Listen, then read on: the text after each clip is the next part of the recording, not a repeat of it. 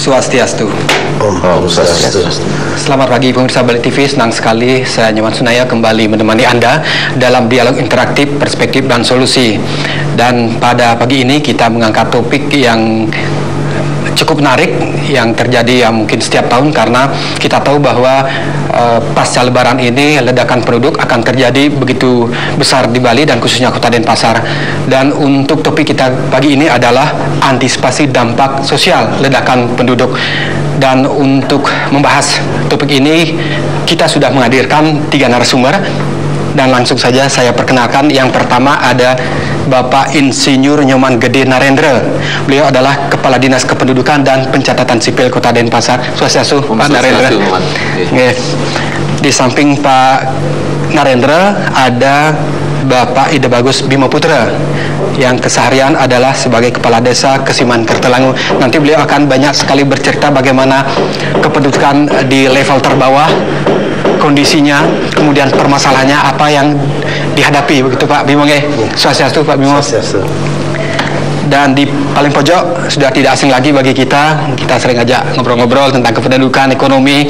Beliau adalah Dr. Gusti Wayan Murjanayasa SE MSI. Beliau adalah pengamat ekonomi kependudukan dan seorang akademik dari Universitas Udayana, tepatnya adalah pembantu dekan bidang akademik Fakultas Ekonomi dan Bisnis Universitas Udayana. Swastiastu Pak Murjana. Swastiastu. Nanti beliau akan bagaimana kajian-kajian secara akademik tentang kependudukan, termasuk dampak sosial yang ditimbulkan.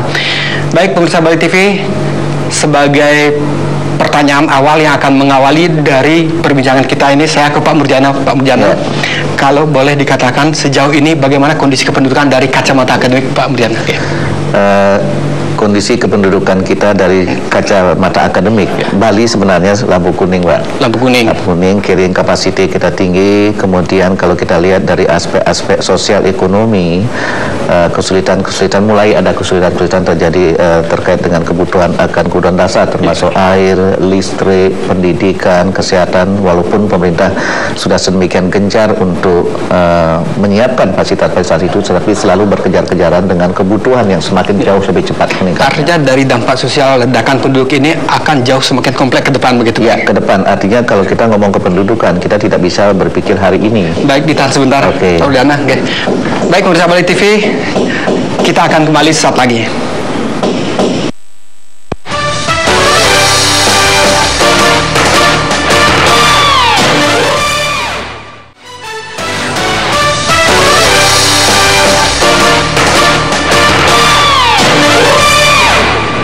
Baik, terima kasih pemirsa Bali TV. Anda masih bersama kami di dialog interaktif perspektif dan solusi, dan topik kita pagi hari ini antisipasi dampak sosial ledakan penduduk. Dan seperti kita ketahui bahwa pasca Lebaran setiap tahun seringkali ledakan penduduk itu selalu muncul. Dan oleh karena itu bagaimana keadaan sosial masyarakat ini akan menjadi sebuah pemikiran bersama. Dan mengawali perbincangan ini saya langsung kepada Pak Kadis, Pak Nyoman Gede Narendra. Boleh tidak seseorang itu ada larangan untuk berdiam di suatu tempat, Pak? Karena kita ketahui bahwa aturan pusat itu tidak membolehkan kan seperti itu. Nah, kalau di Denpasar sendiri perkembangan penduduknya seperti apa sampai sekarang ini, Pak? Terima kasih, Oman.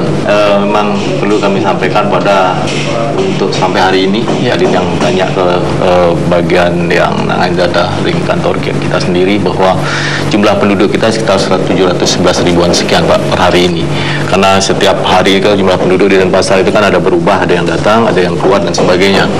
Itu sebetulnya yang memang terjadi di Kota Denpasar. Dan yang kedua perlu kami sampaikan juga bahwa secara undang-undang memang kita tidak akan pernah bisa atau tidak boleh melarang seseorang untuk tinggal di tempat kita. Tetapi Tetapi kita di Denpasar atau di Bali pada umuman kita punyai desa adat yang bisa mengatur itu semuanya. Kita tidak melarang, tetapi kita ingin yang datang ini sesuai dengan kebutuhan. Kalau kita kebutuhan kita sebagai tenaga, misal contoh kalau kita butuh tenaga tukang, ya itulah yang kita perlukan. Karena kalau kita tidak membutuhkan sesuatu tenaga, itu akan menjadi beban sosial untuk Denpasar dan Bali pada umumnya. Dan kalau memang terjadi hal seperti itu nantinya, itu akan menjadi dampak-dampak sosial yang di luar perhitungan kita ya. Dari seperti yang terjadi beberapa tahun yang lalu yang sudah kita alami bersama, bahwa terjadi hal-hal yang merugikan kita bersama. Itu sangat merugikan Denpasar, Bali dan semuanya penduduk Bali dan di sekitar yang ada di Bali. Itu yang bisa saya sampaikan mungkin. Melihat dari jumlah kenaikan penduduk yang setiap tahun meningkat ini, rata-rata kenaikannya berapa sih Pak setiap tahun? Rata-rata sesuai data yang kami punya itu sekitar 3-4% Pak. 3 sampai 3 sekian. Sementara untuk nasionalnya berapa Pak? Sekian nasional sekitar 2, kalau tidak salah. Artinya Denpasar ini rata-rata kenaikan penduduknya melebihi nasional begitu Pak? Itu yang terjadi. Mungkin karena mungkin penyebabnya ada sesuatu di Denpasar yang dikejar oleh orang untuk datang ke Denpasar, mungkin itu yang menyebabnya. Tidak bisa lepas dari itu. Terhadap kenaikan ini apa program yang dinas kependudukan lakukan Pak? Kalau kami dari Dinas Kependudukan Catatan Sipil sebetulnya tetap dengan bekerja sama dengan teman-teman dari bawah, dari Lurah dan Kades, bahwa kita melaksanakan tertib administrasi kependudukan, kita melaksanakan sosialisasi ke bawah, kita juga melaksanakan istilahnya kalau penertiban administrasi kependudukan, kita melakukan sidak-sidak dan sebagainya. Kita sudah lakukan hal-hal seperti itu. Kalau memang nanti kita melibatkan adat juga seperti yang saya sampaikan tadi, bahwa karena sesuai dengan peraturan daerah provinsi bahwa desa pekraman mempunyai kewenangan untuk mengatur wewengkon daerahnya sendiri. Di situ sebetulnya mempunyai kesempatan kita untuk melihat bahwa siapa yang bisa tinggal di Denpasar dan siapa yang tidak. Itu sesuai dengan kebutuhan yang memang diperlukan untuk Kota Denpasar. Baik, menarik sekali Pak Kadis. Jadi kembali kepada momentum pasca Lebaran ini, kadang-kadang kan kita sudah tahu bersama bahwa ketika arus mudik kemudian sekarang arus balik, itu katanya itu terkesan itu kan 2 kali lipat datangnya itu. Memang terkait dengan arus balik Bejang, itu kita dari Dinas Kependudukan Catatan Sipil juga sudah punya program bahwa kita akan melaksanakan tertib administrasi kependudukan ring pintu masuk kita. Kita melaksanakan tertib administrasi kependudukan ring Terminal Lubung, ring Benua, ring Pelabuhan Benua ya. Kalau di Ngurah Rai ke Lian. Kita di Ubung kita akan melaksanakan tertib kependudukan, itu memeriksa administrasi kependudukan bagi masyarakat atau yang datang ke Kota Denpasar itu tanggal 4, 5, dan 6. Itu sesuai dengan jadwal yang diberikan oleh teman Kementerian Perhubungan, karena di peak season itu ada di 4, 5, 6 itu. Karena terus yang untuk ring di Benua, Pelabuhan Benua, kita akan melaksanakan tanggal 1 dan tanggal 5. Karena sesuai dengan informasi dari Benua bahwa disitulah ada kapal yang mendarat tanggal itu. Itu yang kita lakukan. Baik, terima kasih Pak Kadis. Dan pemirsa, menarik sekali bahwa untuk tertib administrasi ini tidak saja secara dinas, tetapi kearifan lokal Bali seperti desa adat itu tetap harus dilibatkan. Saya ke Pak Bima. Pak Bima, koordinasinya pola-pola seperti apa yang dilakukan di tingkat paling bawah ini Pak terhadap tertib administrasi kependudukan ini? Pertama-tama saya sampaikan terima kasih kepada Bali TV yang sudah tiap tahun menyelenggarakan acara ini. Jadinya kita mengingatkan semua warga Kota Denpasar tentang bagaimana kependudukan itu sendiri. Kalau masalah penertiban administrasi kependudukan yang sudah kami selaku Ketua Forum Kades Lurah lewat Pak Dinas Catatan Sipil, Pak Wali Kota, kami di Denpasar sudah ada namanya Sabul Pedese, di mana kita bekerja sama dengan adat ya. Kita di Denpasar itu dengan dalam rangka penertiban administrasi kependudukan sesuai yang disampaikan oleh Pak Kadis Catatan Sipil, kami bekerja sama ya dalam rangka penertiban administrasi kependudukan, bukan hanya pasca arus balik ini, tetapi kita sudah hampir tiap bulan, tiap rutinitas ya. di mana yang kita tertibkan adalah masyarakat yang datang ke Denpasar tanpa identitas dan tanpa tujuan kepastian ada di Denpasar. Ya makanya aturannya kan ada 24 jam harus lapor. Jadi dia datang ke Denpasar tujuannya apa? Ya di mana siapa yang sebagai penjamin di Denpasar, itulah yang harus diikuti. Administrasinya yang kita tertibkan. Seandainya tanpa administrasi apapun dia ke Denpasar, jelas kita akan kembalikan ke asalnya lewat dinas pendudukan, lewat dinas tertib yang kita lakukan. Untuk administrasinya jelas melalui Banjar dulu. Setelah Banjar ada rekomendasi dari Banjar, kami di dinas hanya membikinkan ya administrasinya seperti KIPAM itu. Ya kita hanya di dinas hanya membikinkan administrasi bahwa dia 3 bulan, ya setiap 3 bulan bagi masyarakat luar Bali berhak tinggal di sini. Setelah itu mati ya perpanjang lagi. Pak Bima, selama ini masyarakat itu terkesan dengan adanya dalam tanda kutip mungkin kucing-kucingan dalam terhadap tertib administrasi kependudukan ini. Di satu sisi mereka ingin bertempat tinggal di suatu tempat, di sisi lain kadang-kadang dari tempat bersangkutan mungkin ini sebuah income. Nah, bagaimana ini menyikapi problematika ini? Nah, inilah bahwa tidak semua yang datang ke Denpasar itu dengan niat yang baik ya. Kalau datang ke Denpasar dengan niat baik mencari pekerjaan, jelas pekerjaannya pasti dia akan lapor. Tetapi yang belum mempunyai tujuan yang pasti di Denpasar, pasti akan menjadi kucing-kucingan. Karena misalnya di Ketelangu ada sidak penduduk, habis ada sidak penduduk dia lari ke Denpasar Barat, ke wilayah lain. Tetapi di sana juga ada sidak penduduk, sidak administrasi kependudukan, dia akan lari. Tetapi yang jelas yang sudah mempunyai tujuan yang pasti mencari pekerjaan, dan misalnya satu proyek dia kerja di sana, pasti dia akan mau mengurus administrasi kependudukan. Yang tidak pasti inilah yang masih menjadi problem di masing-masing desa, karena dia tidak mau tertib administrasi. Yang ini yang kita cari. Tetapi yang sudah mempunyai tujuan tertentu, misalnya menjadi tenaga rumah tangga, ya pasti bosnya untuk kenyamanannya pasti diurus administrasinya. Karena administrasi itu bukan hanya untuk pencatatan dirinya, tetapi untuk pencatatan administrasi terhadap desa juga ini sangat penting. Apabila ada keluarganya datang dari Jawa mencari datang ke Ketelangu begitu, dibilang tinggal di Ketelangu, kita sudah mempunyai data yang lengkap. Ya, jadinya gampang mencari. Kalau tidak begitu, karena ini terkait banyak sekali permasalahan seperti kemarin di Ketelangu dibilang ada di kota Denpasar ada masyarakat gizi buruk gitu. Ternyata setelah kita telusuri dia bukan warga kita. Dalam artian dia tidak punya administrasi apa-apa, dia kucing-kucingan. Artinya ini salah satu pentingnya tertib administrasi. Pentingnya tertib administrasi. Dan ada misalnya keluarganya mencari dalam kasus kecelakaan. Ya, jadinya kita punya data kalau dia sudah terdata di wilayah kita. Oh ini keluarganya di Jawa, ini bisa kita hubungi.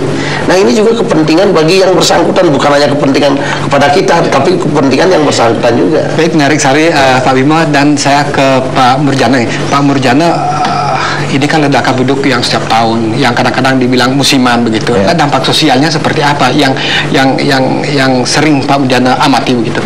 Ya, tadi dikatakan bahwa Bali sudah lampu kuning ya. Lampu kuning. Walaupun sebenarnya di Denpasar sama Badung itu sudah merah. Jadi ketika sudah 4% kita menginjak pertumbuhan penduduk, apalagi lebih di Badung ya, 4,6 malah di 2010 yang lalu, itu memang harus menjadi perhatian besar kita terkait dengan itu, karena pertumbuhan ekonomi kita tidak akan paling 5, sekian, 6, sekian. Jadi selisihnya makin dekat itu. Dan itu sangat berbahaya. Itulah yang saya katakan, maka ini penting banget usaha-usaha yang dilakukan oleh pemerintah kota, tadi pemerintah kabupaten kota yang lain juga, itu menjadi perhatian besar kita semua. Inti kuncinya kita harus letakkan bahwa pengendalian penduduk itu dalam kerangka pembangunan Bali sebenarnya. Pembangunan Bali di mana yang kita butuhkan adalah kualitas penduduk. Nah, ketika kualitas penduduk yang memungkinkan tumbuh seimbang, Pak. Itu sebenarnya dulu pernah kita hampir mencapai itu dengan TPN 2,1, tapi sekarang sudah melonjak lagi. Artinya kita selektif menerima penduduk ini. Begini, dalam rangka kata-kata selektif ini, tadi saya menangkap dari Pak Rendro, Pak Gus, itu karena kucing-kucingan itu. Ini sebenarnya di antara kita, di penduduk yang ada di Denpasar sekarang, baik itu yang ber-KTP Denpasar maupun yang bukan, tanda petik ada penyeludup, Pak. Ada penyeludup penduduk. Artinya dia menerima, tetapi ketika ada sidak, ada pemeriksaan, disembunyikan. Ini sebenarnya yang harus kita rubah pola pikir kita. Siapapun yang tinggal di Denpasar, memanfaatkan, kemudian menikmati pembangunan yang di Denpasar, memang harus partisipatif untuk membangun Denpasar. Ini yang kita harus bangun dari bawah, termasuk teman-teman yang melakukan mobilitas penduduk dan tinggal di Denpasar sekarang, harus disadarkan terkait dengan ini. Sehingga saya setuju apa yang dikatakan Pak Kadis tadi, Pak Agus, bahwa tertib administrasi kependudukan secara sistematik memang harus baik. Memang harus baik. Jadi ketika wilayah kita punya, kita tahu persis itu siapa yang tinggal di situ. Bagus, oh ini yang sudah ber-KTP, ini yang sudah penduduk sementara, tahu dia. Jadi karakteristiknya juga diketahui. Ini yang sangat penting bagi kita di dalam rangka kita bagaimana kita memberdayakan mereka. Karena pada intinya pemerintah kota itu bertujuan memberdayakan mereka dalam rangka untuk pembangunan. Artinya turut serta dalam pembangunan. Ya turut serta, termasuk yang pendatang, sama-sama. Nah, sekarang kan yang datang 2 kali lipat. Lipat 2, 2005-2010 itu dari 84.000 itu sudah meningkat menjadi 186.000, lebih dari 100% naiknya. Nah, dalam 5 tahun. Nah, ini adalah hal-hal yang memang kita harus waspadai betul. Nah, bagaimana cara menanggulanginya adalah partisipatif. Ya, mengajak semua. Tanpa itu kita berhasil lakukan. Kasihan Pak, kasihan sistemnya bagus, kucing-kucingan, itu kerjaan kita jadi repot tuh karena itu. Nah, sehingga memang aturan harus jadi panglima. Efektivitas memang harus kita evaluasi, dan kemudian kita terus evaluasi kenapa demikian dan seterusnya. Nah, kalau memang nanti ledakan penduduk ini kan terus terjadi, dampak sosialnya apa yang paling sering muncul? Nah, dampak sosial yang muncul adalah yang pertama adalah tentu mereka datang untuk pengupah jiwa, orang Bali bilang ya, mencari pekerjaan. Itu yang paling utama mereka datang. Ketika pekerjaan mereka tidak dapat, yang ditimbulkan di kota justru meningkatkan pengangguran. Jadi pemerintah kota sudah sedemikian rupa menciptakan pekerja dengan pola-pola kreatif dan sebagainya, tapi yang datang lebih banyak lagi. Yang kedua, kemiskinan. Ini sudah terbukti di Denpasar dengan munculnya tadi pemukiman kumuh itu. Riset saya tahun lalu, Pak, 85% mereka yang di kumuh itu adalah miskin. Ini kan dampak sosial yang luar biasa. Nah, ketika kemudian ada pengangguran, ada kemiskinan, dampak sosial lain akan muncul lagi, kriminalitas dan sebagainya. Jadi bentur-benturan itu makin riskan terjadi terkait dengan itu. Belum lagi aspek-aspek budaya dan segala macam. Nah, jadi ke depan ini seperti apa pola-pola yang mesti dilakukan? Ya, ke depan yang harus dilakukan adalah kita harus berpikir sistematis sekarang. Sekali lagi adalah pengendalian penduduk harus ditempatkan dalam kerangka pembangunan Bali yang berkelanjutan. Jadi pembangunan Bali yang berkelanjutan itu harus dilakukan oleh semua komponen penduduk Bali, termasuk mereka yang datang. Mereka yang datang terdahulu, yang mengajak teman-temannya datang ke sini, itu yang kita ajak lebih dulu. Tanpa itu kita bobol, Pak. Saya katakan tadi tanda petik penyelundup. Ya, ini harus kita ajak bersama-sama. Nah, oleh karena itu penting sekali tadi desa dinas, terutama desa Pekraman, kita ajak bersama-sama kolaborasi di situ. Di desa dinas kita sudah punya aturan. Aturannya tentu terkait dengan undang-undang yang Pak Kadis katakan tadi, Undang-Undang 23 tahun 2006. Kita memang tidak bisa bertentangan dengan itu. Tapi untuk kebutuhan-kebutuhan real daerah, wilayah, di situ memang desa Pekraman memang kita harus ajak di dalam rangka kita membangun Bali ke depan. Disitulah sinergi lokal genius dengan dinas itu dalam rangka ini mengefektifkan pengendalian penduduk dalam rangka meningkatkan kualitas untuk pembangunan. Itu inti kunci yang kita harus kerjakan ke depan, sehingga memang panglimanya adalah tertib administrasi kependudukan lebih dulu, kemudian dengan begitu kita tahu siapa mereka, pemberdayaan lebih mudah dilakukan. Peran asal desa, dinas perdagangan, karena yang datang sekarang itu sebagian besar 42% yang datang itu di perdagangan, kemudian tukang. Nah, yang demikian ini dinas-dinas ini memang harus berkolaborasi. Sektor informal itu perannya bagian ekonomi dan perindak. Itu mesti menatap betul. Sebentar Pak Budiana, karena kita harus rehat. Dan pemirsa Bali TV, perbincangan ini akan kami lanjutkan sesaat lagi.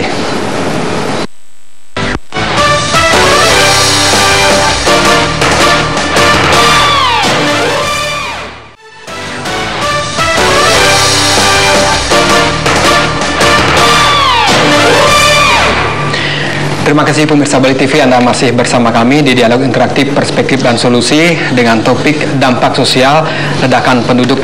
Jadi menarik sekali apa yang diperbincangkan tiga narasumber tadi, bahwa tertib administrasi bukan hanya sebatas bagaimana tertib dalam beradministrasi, tapi bagaimana peran dari para penduduk yang menggunakan kewajiban dan haknya di Denpasar ini turut serta dalam pembangunan. Itu yang diharapkan oleh pemerintah. Tapi semestinya bagaimana peran mereka ini yang sedemikian, yang harus terus meningkat di tahun-tahun mendatang. Mungkin tidak salah ketika orang mengatakan bahwa Denpasar ini ibarat gula yang diserbu oleh masyarakat dari luar, begitu Pak Narendra. Jadi salah satu mungkin pelayanan ini yang dicari oleh penduduk ini. Nah, seperti apa yang Dinas Kependudukan lakukan atau mencermati dari ledakan penduduk ini? Kalau kami dari Dinas Kependudukan sangat susah, Pak, karena kalau kita menahan orang kan tidak mungkin. Sesuai dengan undang-undang kan hak masyarakat, hak rakyat Indonesia untuk tinggal di mana saja kan sebetulnya kita berpacu kepada undang-undang. Tetapi kami dari segi kami sih sebetulnya kami berharap seperti apa yang dikatakan oleh Pak Mujani Asar tadi, bahwa teman-teman yang datang dari luar, yang baru datang itu sebetulnya kan ada yang dituju di sini. Sebenarnya teman-teman yang di sinilah yang berperan aktif. Contoh misalnya, kalau ada teman-teman yang datang ke tempatnya dia, contoh kita yang sudah tinggal di Denpasar misalnya, misalnya datang ke tempat saya, Pak, kos di tempat saya harus punya kewajiban untuk melaporkan kepada teman-teman yang bertugas di bawah, kepada kepala lingkungan, kepada kepala desa. Itu kewajiban kami, karena kami harus bertanggung jawab dengan itu, harus punya pemikiran seperti itu. Jangan diberikan kalau teman-teman adanya misalnya penertiban ya, sidak dan sebagainya malah disembunyikan, masa dilempar ke situ ke sini. Itu kan lucu sebetulnya, Pak. Sebetulnya ada kewajiban merasa diri bahwa saya bertanggung jawab. Harus ada perasaan seperti itu. Saya bertanggung jawab dengan Denpasar. Saya bertanggung jawab dengan Denpasar. Jadi tidak hanya kita, saya dapat duit dari orang datang, jangan seperti itulah gitu. Karena kan kita cuma melakukan hal seperti itu. Sudah ada penelpon yang bergabung. Swastiastu, Pak Bukit Jimbaran, silakan. Om Swastiastu. Oke, silakan. Bapak Presiden dan Rasumar kami. Ya, kasih masukan kita yang pakai. Itu yang di Jalan Hayam Wuruk itu kan sebenarnya daerah jalur hijau. Di pedagang-pedagang bunga itu. Nah, setelah beberapa kali yang telusur malam maupun pagi sampai jam 12 malam yang ke sana masuk langsung, ada teman di sana. Ternyata di belakang itu, di belakang apa namanya nih Pak? Di belakang penjual tanaman-tanaman itu kampung di sana, Pak. Pada kampung. Nah, sekarang setelah kampung di sana, mereka di depan itu akhir-akhir ini yang lihat sudah mendirikan warung-warung kecil itu, Pak. Jadinya mereka ini apakah tempat parkir dia tidak punya. Nanti kalau orang mau makan di sana, parkir lagi macet. Itu aja satu yang gini kan, Pak. Dulu tolong ditertibkan dulu warung-warung yang ada nyinak saru dan dosnya di tanaman itu, Pak. Terima kasih, Pak. Terima kasih Pak Bukit di Jimbaran. Berikutnya ada Pak Purna di Abiabase. Silakan Pak Purna. Om Swastiastu.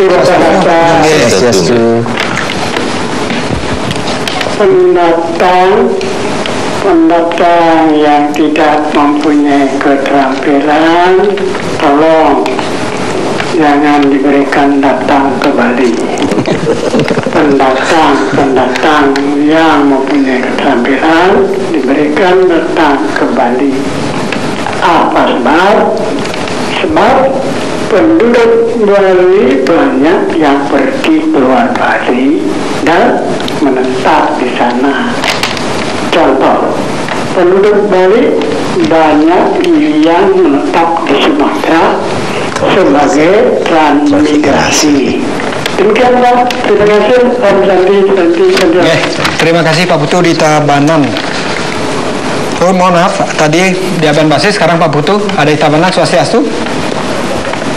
Swastiastu. Pak Putu. Tiang Pak Putu dari Timpat Tabanan. Ingin menyampaikan sedikit hal mengenai masalah dampak sosial ledakan penduduk. Seperti kita ketahui bahwa di Bali, khususnya di perkotaan, barometernya adalah Badung dan Denpasar. Setiap ada jalan baru, katakanlah bypass seperti di Depoma Barat, termasuk juga di Tidak Bagus Mantre. Nah itu sudah dari awal, sudah dari tahun dodol begitu Pak, istilahnya selalu yang muncul pertama itu adalah, mohon maaf, itu rumah-rumah kumuh. Nah kenapa itu tidak diantisipasi dari awal sebelum menjamur gitu.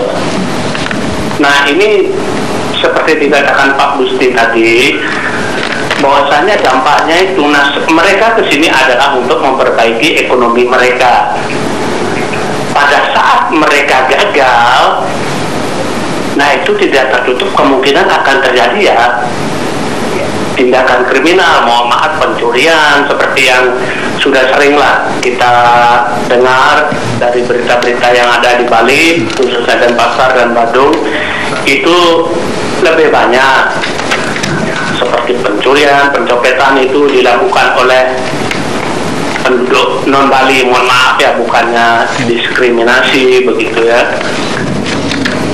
Nah kemudian yang kedua itu untuk pendataan penduduk, tertib administrasi seperti dikatakan tadi, itu kalau kita mengandalkan penduduk yang sudah duluan di Bali yang mengajak temannya minta kesadaran mereka sendiri, yaitu kayaknya jauh panggang dari api gitu Pak.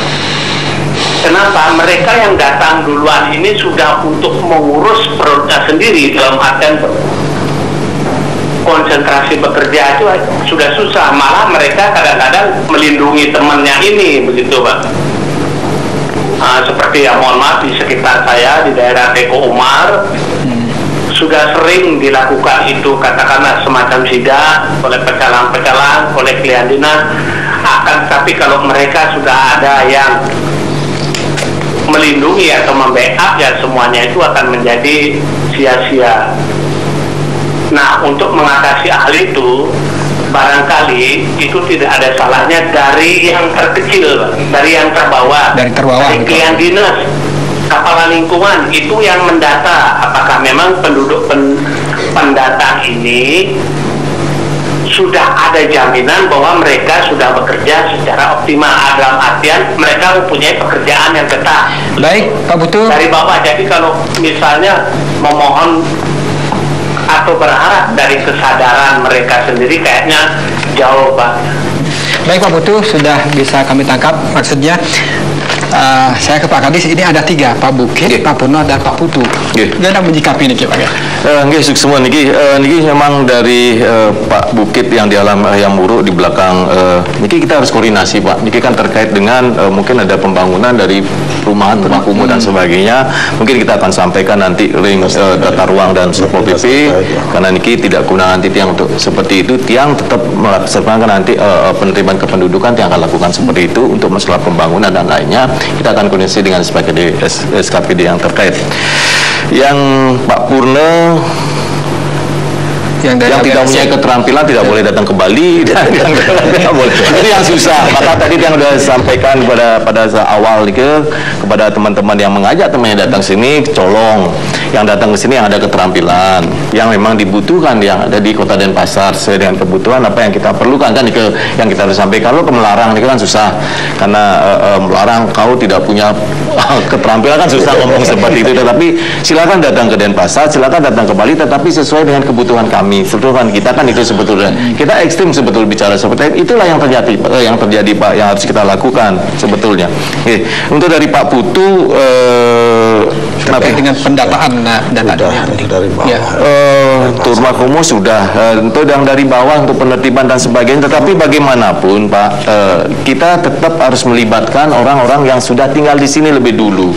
Karena seperti yang saya katakan tadi, janganlah hanya di sini untuk mencari hidup tanpa tanggung jawab kan kita jagalah Bali ini, kita jaga Denpasar ini bersama-sama. Mungkin maksudnya pengawasan yang sudah ada ini. Tetap pengawasan seperti yang yang katakan tadi bahwa penertiban administrasi kependudukan tidak sudah kita lakukan. Tiang dari Dinas Kependudukan Catatan Sipil tetap melakukan hal seperti itu, dan dari desa dan lurah tetap melaksanakan hal seperti itu, dari lingkungan dan dusun tetap melaksanakan.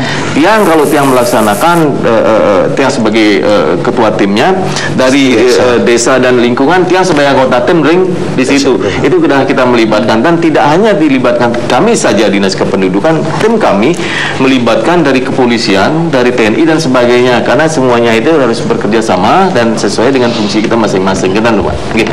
Jadi pengawasan itu yang mesti seperti yang disampaikan oleh Pak Putu ini harus ketat begitu. Kalau di Kesiman sendiri, contohnya gimana? Bukan hanya di Kesiman ya. Saya selaku Ketua Forum Kades Lurah Kota Denpasar, sebenarnya di Denpasar ini yang sudah paling gencar kalau saya lihat daripada wilayah yang lain. Ada nggak komitmen seperti itu? Komitmen dalam rangka penertiban administrasi kependuduk ini sudah kita sepakat semuanya. Ya, sepakat di Kades Lurah, termasuk Dinas Catatan Sipil, termasuk pimpinan kita Pak Wali Kota. Nah, ini yang sudah kita lakukan terkait yang tadi saya sampaikan, dengan di Denpasar sudah ada namanya Sabu Pedesa, di mana ada terlibat Lian Banjar, terlibat semua komponen desa terlibat, termasuk tokoh masyarakat. Tetapi tetap mental daripada penduduk yang datang itu, ya, karena terkait dengan, padahal tidak susah ngurus administrasi itu, ya. Tidak lebih dari, kalau memang sudah nyata dia bawa KTP, surat jalan, semuanya, tidak lebih dari 20 menit sudah selesai itu kita bikinkan. Tetapi tetap seperti tadi yang disampaikan oleh Pak Kadis, yang menerima di sini pun harus bertanggung jawab juga. Ya, rumah kos, kadang-kadang rumah kos itu penduduk kita sendiri, dia hanya menerima uang, tetapi tidak mau direpotkan dengan melaporkan. Nah, ini yang perlu diberikan pemahaman. Tetapi dengan melibatkan kadus yang paling bawah, kami sudah setiap rumah kos kami, apalagi di Ketelangu, kami pemilik rumah kos kami undang ke kantor desa untuk penyampaian itu, karena kita takut sekali tak kalah terjadi permasalahan, karena seperti tadi disampaikan oleh Pak Murjani Yasu, terkait dengan kependudukan ini masalahnya akan banyak sekali, baik itu terhadap kebersihan, keamanan, kenyamanan, dan kriminalitas ada di sana juga. Saya ke Pak Murjana, ini selalu muncul ini problematika seperti ini setiap tahun ini, kan ada Pak Murjana. Sekali lagi menarik sekali ada respon dari Pak Bukit, Pak Purno, dan Pak Putu. Pak Putu ini saya sama-sama dari tim PAG ini. Hal yang sangat menarik sebenarnya begini, secara konseptual tatanan ideal pembangunan kita harusnya memang pembangunan partisipatif. Nah, memang kita harus menuju ke situ. Intinya sekarang ketika carut marut masih terjadi, itu artinya kita masih ada PR besar, di mana tadi yang kita maksud dengan partisipasi itu adalah penduduk pendatang yang duluan, yang notabene sekarang sudah menjadi penduduk Denpasar, Pak. Memang benar-benar harus menyadari itu. Sehingga saya katakan tadi, membangun pengendalian penduduk itu dalam rangka membangun Bali, membangun Denpasar, membangun kabupaten, kota, dan yang lain. Ini harus kita sadarkan betul. Bukan berarti melarang orang datang, tidak, Pak. Karena itu betul ya, karena dia akan melanggar undang-undang. Nah, oleh karena itu, selama kita belum berhasil mengajak mereka secara partisipatif mengendalikan penduduk, termasuk tadi penduduk lokal kita yang mau buka usaha kos-kosan dan sebagainya, tidak mau partisipatif untuk ikut serta ya, melaporkan sesuai dengan kewajiban yang seharusnya, ini adalah inti kunci dari kekurang berhasilan kita. Oleh karena itu, ini ada langkah-langkah memang yang harus kita lakukan. Regulasinya sudah ada, kemudian apa yang terjadi ketika penduduk tidak melaporkan, itu ada sanksinya sebenarnya, Pak. Nah, ini mungkin ke depan secara sistematis kita harus lakukan, sehingga siapapun yang tinggal di suatu wilayah tertentu memang harus kita ketahui karakteristiknya dia seperti apa. Kalau ini kita tidak bisa lakukan, maka itu tadi tuh, bagaimana mengajak kita untuk berpartisipasi. Nah, kemudian yang kedua adalah kita harus melihat karakteristik mereka. Seperti tadi, 42% mereka yang datang di perdagangan. Jadi Dinas Catatan Sipil mungkin lebih concern dia pada tertib administrasi kependudukannya. Tapi Dinas Perdagangan, bagian ekonomi, concern dia mengendalikan aspek-aspek yang terkait dengan simpul-simpul ekonomi. Sama dengan sektor informal di Teguh Umar seperti tadi. Ada berapa banyak yang boleh? Apa yang harus kita lakukan untuk pengendalian sehingga ke depan nyaman, aman, dan sebagainya, dan malah masyarakat enak karena pelayanan itu kan. Nah, hal-hal demikian itu ada di dinas. Yang lain lagi adalah di VD Pasar, bisa kita ajak termasuk pasar-pasar yang dikelola Desa Pekeraman. Itu adalah inti juga pengendalian. yang lain lagi di tata ruang. Sama seperti tadi ada pemukiman kumuh yang terjadi, apa yang harus kita lakukan untuk pengendalian itu. Ada undang-undang sebenarnya, masyarakat termasuk pendatang tidak boleh tinggal pada permukiman yang tidak layak huni. Nah, undang-undang ini bisa kita jadikan dasar dan pemerintah kota sedang berbenah tentang itu. Saya tertarik, ini ada selektivitas dari berbagai aspek ini. Seandainya mereka tetap melanggar, sanksinya seperti apa sih Pak? Kalau dari segi sanksi administrasi kependudukan sebetulnya kalau segi kependudukan kalau tidak ada, kita kan bekerjasama dengan Satpol PP dan sebagainya. Urusan pelanggaran tanpa KTP dan sebagainya kita serahkan ke Satpol PP. Biasanya di situ proses titipiring gitu. Titipiring Bungun nanti akan dipulangkan ke daerah asalnya. Itu yang dilakukan oleh Satpol PP. Baik, terima kasih Pak Gadis. Dan pemirsa Balik TV, perbincangan ini akan tetap kami lanjutkan saat lagi.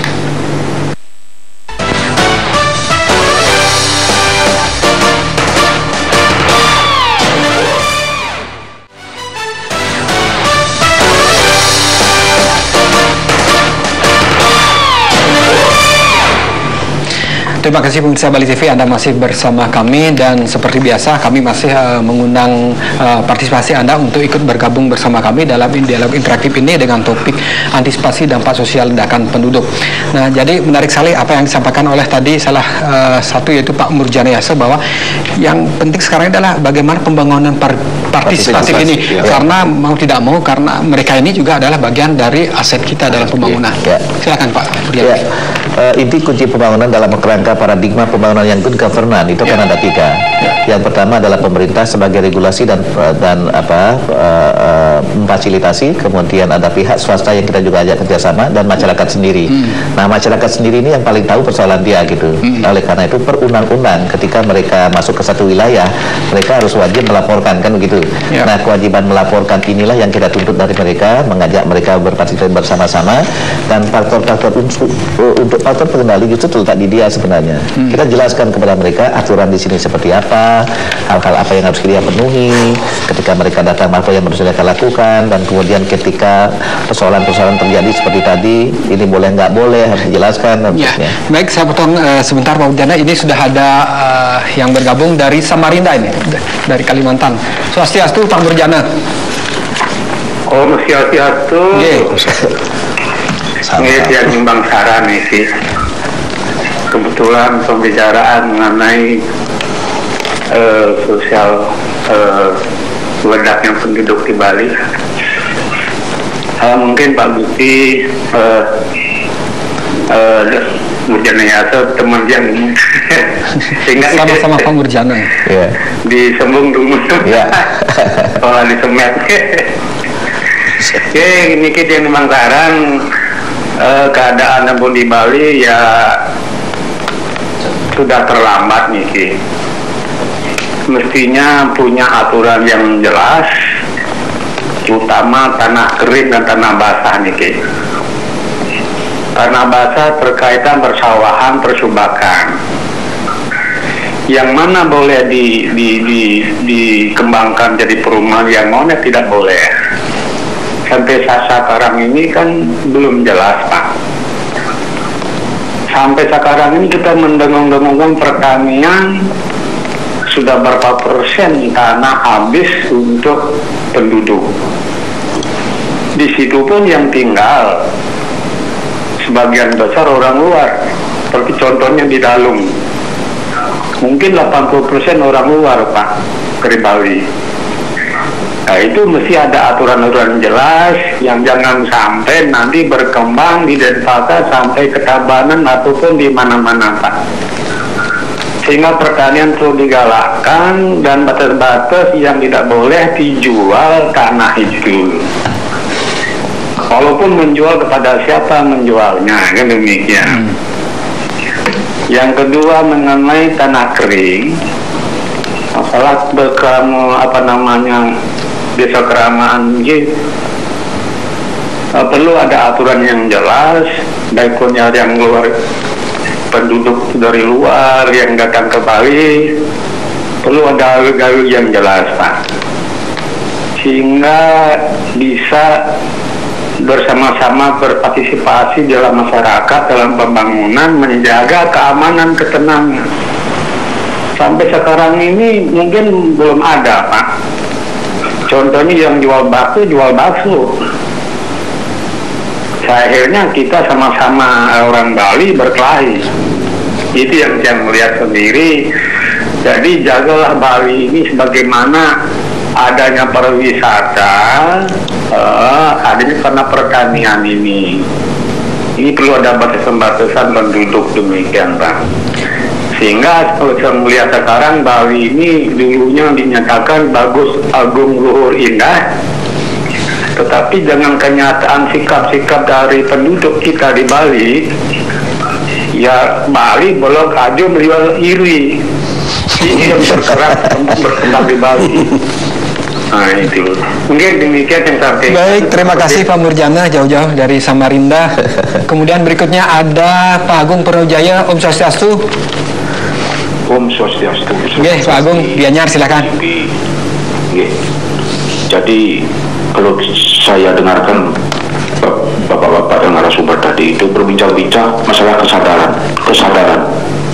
Kapan sih orang sadar untuk melaporkan diri? Saya datang orang dari luar Bali, kebetulan usul tolong datang. Jangankan dia yang punya kos-kos orang luar, orang Bali pun tidak akan sadar. Jadi di sini kesimpulannya harus mindset dari rubah, Pak. Ketegasan, moral, dan keberanian. Dari sini moral yang di pelabuhan-pelabuhan, jangan sampai tukang ojek meloloskan orang dibayar 10.000, seorang Bali dijual dengan harga 10.000 untuk lolos orang tanpa ada ditas dulu. Itu satu moral. Dan oknum-oknum petugas juga moralnya tolong diperbaiki. Oknum-oknum kepala dusun juga, dengan adanya orang melanggar jangan sampai dipakai santan perahan. Ini tolong waspadai ini, sebab di sini saya tahu kesempatan inilah orang Bali bayar 5.000, orang luar Bali 50.000 kali 10, ongkong-ongkong 1 jam 500.000. Ini kalian saya bukan nuduh, ini sudah tersium. Kalau memang punya keberanian, itu yang kubu-kubu di Kumail itu Satpol PP apa tugasnya? Apa tupoksi Satpol PP? Katanya Denpasar kota berbudaya apanya? Kelihatannya di Kumar Panada itu kumur sembarangan sekarang ngomong-ngomong ditinggal masyarakat itu kayak perang di jalur Gaza itu. Berani tidak Satpol PP menertibkan? Aturannya apa? Maka saya bilang mindset harus berubah, keberanian dan data harus berubah, dan peran-peran yang ada di desa harus berani. Desa adat bertindak. Saya 15 tahun merantau di luar, Pak. Saya bukan orang sipil, Pak.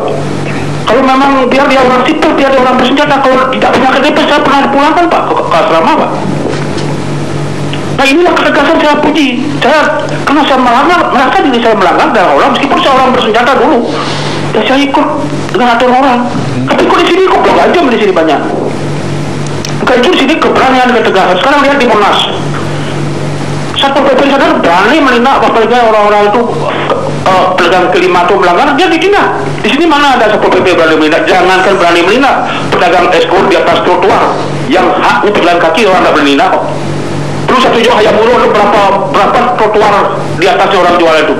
Apa tujuan pemerintah untuk bikin trotoar? Kan untuk penyelamat kaki. Kenyataannya dipakai jualan sembarang dan esok kanan kiri berbudaya bidang apa? Itu pertanyaan saya pada Bapak Wali Kota dulu. Saya bisa dengar kota budaya, setiap kejadian wali kota budaya bidang apa?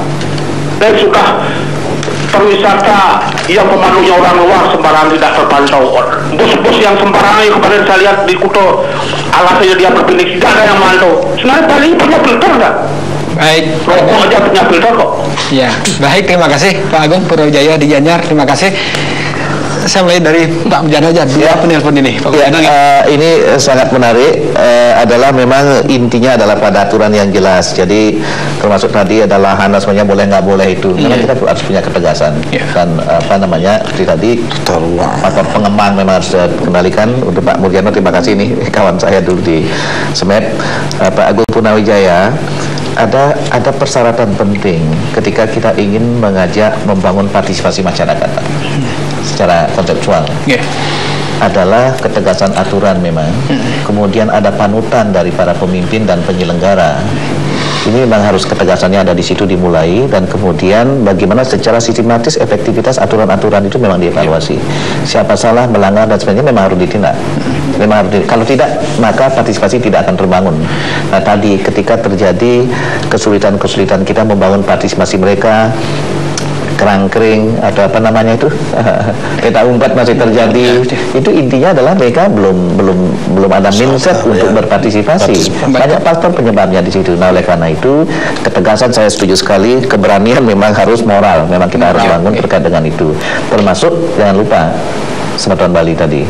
Ya, banyak sekali kos-kosan, maaf nih yang punya kos-kosan yang enggan melaporkan, mungkin lebih berpikir pada bagaimana kos-kosannya laku, tidak mau diganggu dan sebagainya. Padahal sebenarnya kita tidak mengganggu, hanya ingin tahu bahwa siapa di situ, melaporkan dengan baik sehingga hal-hal terjadi dengan kait dengan itu memang kita harus ini. Jadi ada mekanisme memang kita harus kembangkan ke depan, dan memang tidak hanya Denpasar barangkali, kekompakan Bali secara keseluruhan, kabupaten kota di Bali secara keseluruhan memang kita harus galang untuk itu. Nah, oleh karena itu terkait dengan pengendalian penduduk ini memang persoalan serius ke depan itu. Bukan melarang untuk datang, tetapi mari kita bangun Bali melalui kebersamaan ini. Karena dengan kesadaran itu, maka bangunannya harus moral, kemudian panutan dan lain-lain, termasuk bagaimana kita menegakkan aturan yang jelas, tegas sampai ke bawah dilaksanakan sama, termasuk kepala dusun tadi, ya sama-sama untuk itu. Nah, oleh karena itu, itulah kalau kita berhasil dengan itu, penataan itu, maka mudah-mudahan bangunan partisipasi itu bisa kita lakukan dengan baik. Baik, kalau Pak Gus Bimo ya. Niki, kalau sudah membicarakan masalah kependudukan, ya, itu tidak bisa hanya satu bidang saja kependudukan, dinas catatan sipil yang punya beban, bukan, tetapi semua masyarakat, terutama masyarakat Bali pada umumnya. Seperti tadi disampaikan oleh Pak yang dari Gianyar, Pak Agung dari Gianyar, kami bukan membela diri di Denpasar ya. Kita dinas-dinas terkait sudah terus melakukan, baik itu penertiban penduduk, baik itu pelanggaran-pelanggaran, apalagi dinas Plantip juga terus mengadakan. Tetapi karena begitu kondisi di Denpasar ini yang harus peta umpat yang tadi itu betul. Sekarang kita tertibkan di Ketelangu, Pak, saya tidak memungkiri ada pedagang-pedagang yang berjualan di trotoar, sudah kita tertibkan, kita bersama dinas Plantip dengan Babin Polmas yang kita miliki. Sekarang memang betul bersih, tetapi seminggu lagi dia mulai lagi. Nah, ini harus ada kesadaran semua pihak. Kadang-kadang penduduk lokal kita juga menjadi backing-backingannya pedagang-pedagang itu juga. Nah, ini juga akhirnya harus semua, Pak. Tak kalau membicarakan masalah kependudukan tadi dibilang penduduk di Denpasar membludak. Semua bukan hanya Denpasar tugasnya ini, tetapi provinsi pun mempunyai tanggung jawab, Pak. Karena seperti tadi disampaikan, ojek di Gilimanuk dengan 5.000 dia sudah bisa lolos tanpa administrasi. Artinya ini lintas kabupaten kota. Ini lintas kabupaten semua harus terlibat, Pak. Ya, bukan kita hanya membela diri di Denpasar. Denpasar malahan saya lihat, saya selaku ketua forum Kades Lurah sudah dari Pak Kades Catatan Sipil, dari Pak Wali Kota, termasuk Pak Murjani Yase, sering kita membahas masalah kependudukan ini. Bagaimana kita gencarnya di Denpasar. Tetapi tidak bisa kita selesaikan sendiri. Kalau buktinya terus saja datang. Setelah kita sidak, besok kita kirim, kadang-kadang orang itu datang lagi tanpa administrasi. Kalau Pak Kades, bagaimana koordinasinya dengan kabupaten kota ini, Pak? Sebetulnya begini, Pak, kita dalam rangka penertiban kependudukan ini atau pembinaan kependudukan itu sebetulnya pendanaan itu sebagian ada dari provinsi, Pak. Sebetulnya kami pun sudah sampaikan dulu di dalam rapat-rapat koordinasi di provinsi bahwa masalah kependudukan ini bukan seperti yang dikatakan teman kami Pak Gus Bimo itu, bahwa masalah kependudukan tidak hanya masalah Denpasar saja. Masalah yang misalnya pasca Lebaran bukan masalah Denpasar. Denpasar kan pintu terakhir, Pak. Ya. Kayak ini terminal Ubung itu kan pintu terakhir. Sebetulnya kan pintunya itu ada di Padang Bayi, pintunya ada di Gilimanuk dan sebagainya. Disampaikan oleh Pak Agung itu benar sebetulnya bahwa ada kebocoran-kebocoran di situ. Kalau tidak ada kebocoran tidak mungkin masuk ke sini yang tidak berKTP dan juga yang asal. Ya, kita cuma ya ini karena kesempatan kita mengatakan hasil itu, marilah kita terbuka semuanya. Kami sebetulnya setuju sekali apa yang dikatakan beliau sebetulnya, bahwa terjadi harus apa adanya, ada mental harus direvisi, mental apapun itu atau ketegasan dari petugas, dan setuju sekali seperti itu. Karena bagaimanapun kami dari Dinas Kependudukan Catatan Sipil itu ingin melakukan hal seperti itu, tapi kewenangan kami kan tidak ada hal seperti itu, karena ada di seperti teman-teman kita yang SKPD lain yang bertanggung jawab dengan itu. Kami tidak melempar tanggung jawab, tidak, pasti, karena apapun yang kami lakukan ini kan Denpasar semuanya. satu lagi yang akan kami lakukan nanti, mungkin akan kami koordinasikan Pak, kami akan koordinasi nanti dengan mungkin teman-teman di tugas penertiban, mungkin dari tata ruang dan sebagainya, masalah peraturan-peraturan, mungkin dari Desa Peraman dan kembali, karena sudah berapa kali sebenarnya Desa Peraman sebenarnya sekarang sudah mempunyai peran yang sangat besar, sesuai dengan Perda Desa Peraman dari provinsi, sebetulnya sudah itu berlaku seluruh Bali, Perda provinsi itu, bahwa Desa Peraman mempunyai kewenangan yang besar di dalam mengatur kewengkonnya kependudukannya. Itu sebetulnya kami berharap sangat berharap sebetulnya teman-teman semuanya, tidak hanya kami petugas Desa Pekraman, kami desa, lurah dan sebagainya, lingkungan, sebenarnya yang paling banyak itu adanya kan di masyarakat Pak. Masyarakat. Mari seperti yang dikatakan Pak Muljana ya, partisipasi masyarakat yang kita inginkan untuk tumbuh, untuk menjaga bersama-sama. Itu sebetulnya kalau tidak ada itu, petugas tidak akan mampu. Pasti. Baik, sebagai closing statement mungkin Pak Muljana sedikit saja Pak. Ya, dalam rangka sekali lagi membangun Bali melalui pengendalian penduduk, maka inti kunci dari keberhasilan itu terletak pada partisipasi. Mulai dari mana kita? Mulai dari diri sendiri. Jadi intinya kitalah yang berpartisipasi ketika ada penduduk, apalagi penduduk baru datang ya. Di situ maka kewajiban kita untuk melaporkan kepada petugas yang terdekat, nah, sehingga nanti ada hal-hal apa yang harus dipenuhi dan sebagainya, itu bisa kita lakukan dengan lebih baik. Baik, terima kasih Pak Muljana, Pak Gus Bima, Pak Kadis, dan pemirsa, demikianlah perbincangan kami. Apa yang kita perbincangan mudah-mudahan dapat bermanfaat bagi kita semua. Akhirnya saya tutup perbincangan ini dengan Pramusanti. Om Santi, Santi, Santi, Om.